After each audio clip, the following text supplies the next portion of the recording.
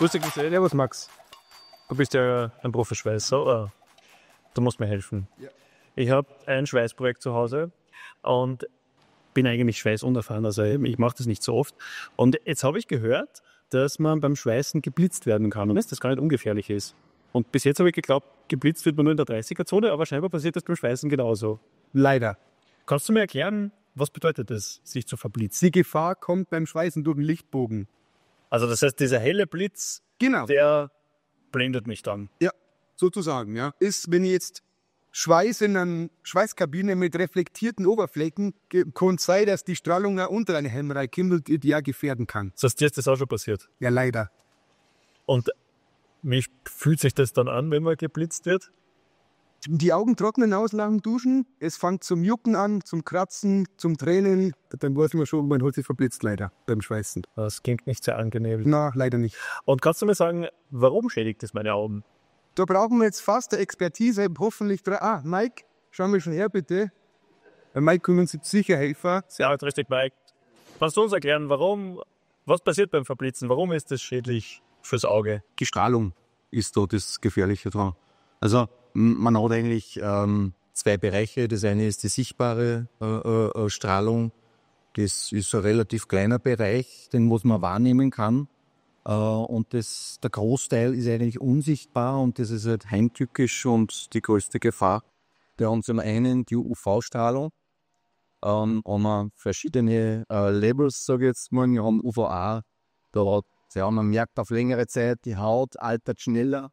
Wie ein Sonnenbrand, so quasi. Ja, das ist schon Sonnenbrand, ist schon die nächste Stufe, das ist dann ÜVB, also da hat man dann schon ein bisschen Schmerzen und erhöhtes Hautkrebsrisiko. Und UVC ist eben dann schon das aggressivste und kann eben dann auch schon Tumore auslösen. Und ja, das andere ist halt dann die Infrarotstrahlung. Das spürt man ja auch dann dementsprechend mit der Wärme. Die Haut wird warm, das Gesicht wird warm. Die ist halt auch sehr gefährlich für die Hornhaut der Augen. Wenn das immer wieder so warm wird, erhitzt wird, dann kann es auch dazu kommen, dass nicht nur die Haut verbrennt, sondern auch die Hornhaut der Augen verbrennt und das kann halt den grauen Star auslösen. Das heißt, dieser Lichtbogen, der schädigt sowohl meine Augen als auch meine Haut. Ja, das ist richtig, ja. Das heißt, ich nehme an, das ist der Grund, warum ihr da so in Natur seid mit Jacke und Handschuhen. Und Hand aufs Herz, wenn draußen ein schöner Tag ist, es ist heiß, ihr müsst draußen arbeiten, dann trotzdem mit Helm, mit Jacke, mit Handschuhen. Ja, mit aller Montur. Ja, unbedingt. Ich fürchte, da komme ich dann auch nicht drum herum. Leider nicht. Nee. Geht's in ihr aus. Dann vielen Dank euch beiden. Ich kenne mich aus und macht's es gut. Hallo, schön. Ciao, danke. Ciao. Ich habe heute von meinen Kollegen wieder einiges gelernt und fasse es noch einmal kurz zusammen. Beim Schweißen entsteht zwischen Elektrode und Werkstück ein Lichtbogen. Und eben dieser Lichtbogen kann potenziell gefährlich sein. Er setzt verschiedene Arten von Strahlung frei und man unterscheidet zuerst zwischen sichtbarer und unsichtbarer Strahlung.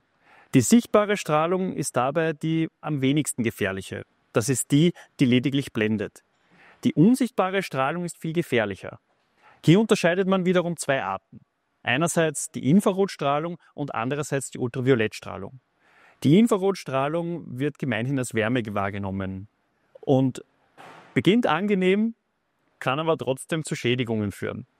Ist man zu lange Infrarotstrahlung ungeschützt ausgesetzt, führt das zu einer Eintrübung der Augenlinse. Und das ist dann bekannt als Feuerstar.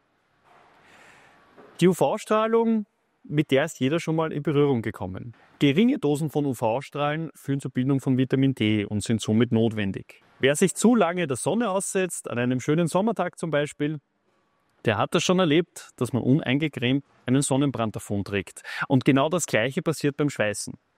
Ist man ungeschützt dieser UV-Strahlung beim Schweißen ausgesetzt, kann das ebenso zu einem Sonnenbrand führen oder zu einer Bindehautentzündung des Auges.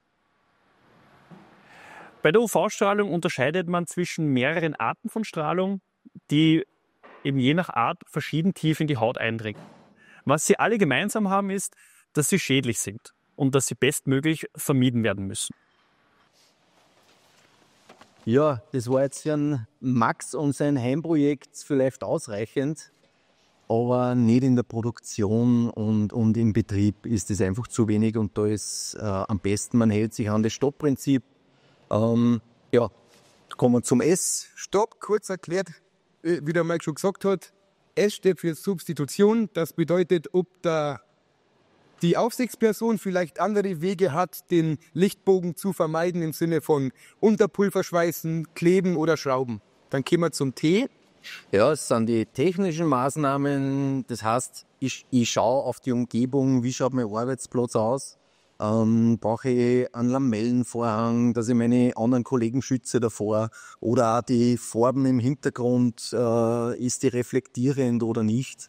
Und ja, dann das O. Das O steht für Organisation im Sinne von, vielleicht kann man andere Sachen organisieren, wie zum Beispiel, es macht keinen Sinn, kurze Schweißzeit, kurze Lichtbogenzeit ist genauso gefährlich wie eine lange Lichtbogenzeit. Ein Lichtbogen ist ein Lichtbogen, die Gefahr besteht nach 1 oder 10 Sekunden. Es ist total irrelevant, wie lange die Gefahr besteht. Dann gehen wir zum P. Genau, das ist dann die persönliche Schutzausrüstung, das ist der Helm, das sind die Handschuhe, die Jacke, Hose, Schuhe etc. Das ist ganz wichtig und so ist es simpel und einfach zum Merken. So, dann gibt es nur zu guter Letzt 3 wichtige Sachen. Helm beschriften, Handschuhe beschriften. Und das Arbeitsgewand regelmäßig waschen.